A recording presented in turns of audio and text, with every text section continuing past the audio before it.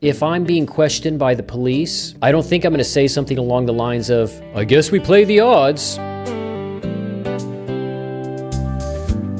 Hey, Josh the Handyman back again. This is a news story I found which piqued my interest because it involves a couple of construction site workers, I guess, who were maybe charged with a trench collapse. This seems pretty wild. Let's take a look. Yeah, both of those men had absolutely nothing to say as they walked in today. Dennis Botticello, the owner of Botticello Incorporated, and his employee, Glenn Locke. They've both been charged with first-degree manslaughter. First-degree manslaughter. Maybe they explain what that means, because, of course, I'm not a legal expert.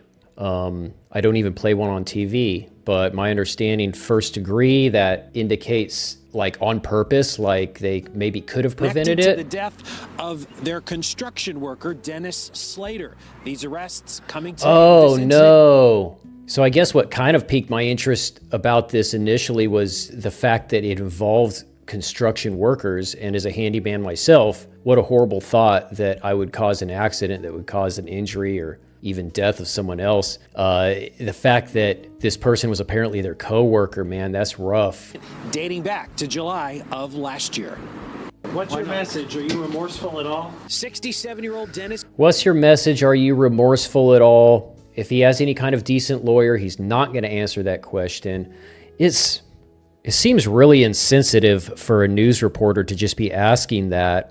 I suppose everyone's trying to get their clicks these days. That's a cynical thing to say. It just seems to be kind of the reality. Botticello walked in the front door of the Vernon Police Department. Come, you didn't use the trench box.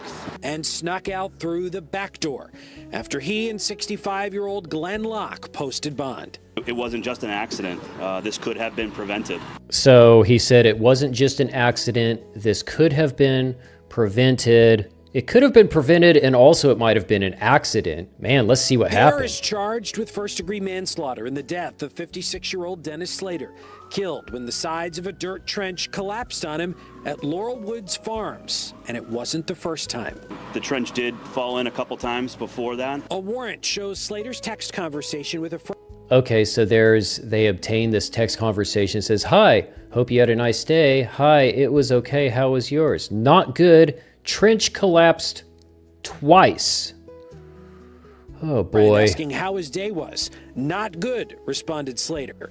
In a trench by myself today. Trench collapsed twice. In a trench by myself today. Oh no, this isn't. Why proper safety measures weren't used. Locke responded, I guess we play the odds. Whoa. Unfortunately, the odds. I guess we play the odds? Oh man. But maybe, again, not a legal expert. If I'm being questioned by the police about an alleged crime that I may or may not have been involved in, I don't think I'm going to say something along the lines of, I guess we play the odds. Unfortunately, the odds were not in Mr. Slater's favor that day. The trench was about 120 feet favor long, or 8 flavor? feet wide and 8 feet deep, according to the federal investigators. What did they say? Okay, I talked over that. Mr. Slater's favor that day. The trench was about 120 feet Town. long, 8 feet wide, and 8 feet deep. 120 feet long, 8 feet wide, 8 feet deep, after I just talked over that again after rewinding it like a goofball. According to the federal investigators from OSHA, there were no indications that the sides of the trench had been sloped, benched, or any other trench safety measures had been instituted. Yes, the depth of the thing, probably the length as well. I'd be curious to know what an engineer would say if the length, how much that had to do with it, or where on the trench it collapsed. Maybe they say, but 8 feet by 8 feet, 8 feet deep, that's really deep. That's a lot of soil up on either side of you. And absolutely, if it's not been shored up, that could be a really bad deal. That includes what is typically called a trench box, a metal insert. Okay, cool. I don't think I've ever seen one of these. I don't roll this way. I am but a humble handyman. I don't install trench boxes, but man, that looks sturdy as heck. Man, it looks like you could build a fallout shelter with that trench box. Force the dirt sides and keep it from collapsing. This hole was nearly, quite long. And they failed to have any trench boxes. We're very careless in there.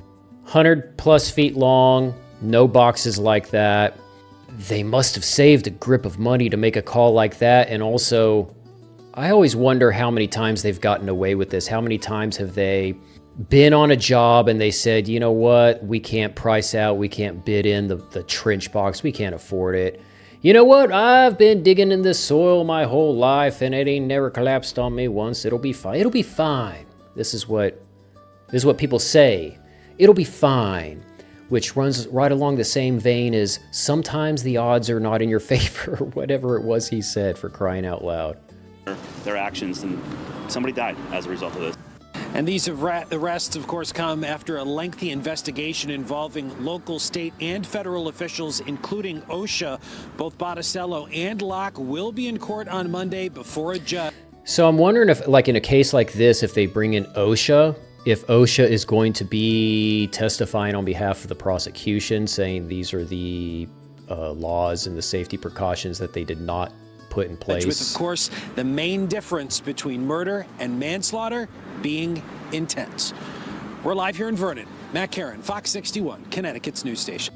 So the main difference between murder and manslaughter intent, but first degree manslaughter as opposed to whatever else. I'm kind of curious to know how that falls in line. They didn't report on that, but you know what a sad case. I kind of wish they wouldn't have ambushed them in the parking lot of the courthouse. That's kind of I've never seen that as a classy move. Hopefully everything comes out the way it's supposed to come out. What can you say in a situation like this? What a sad story, but at any rate, thanks for joining me. See you next time.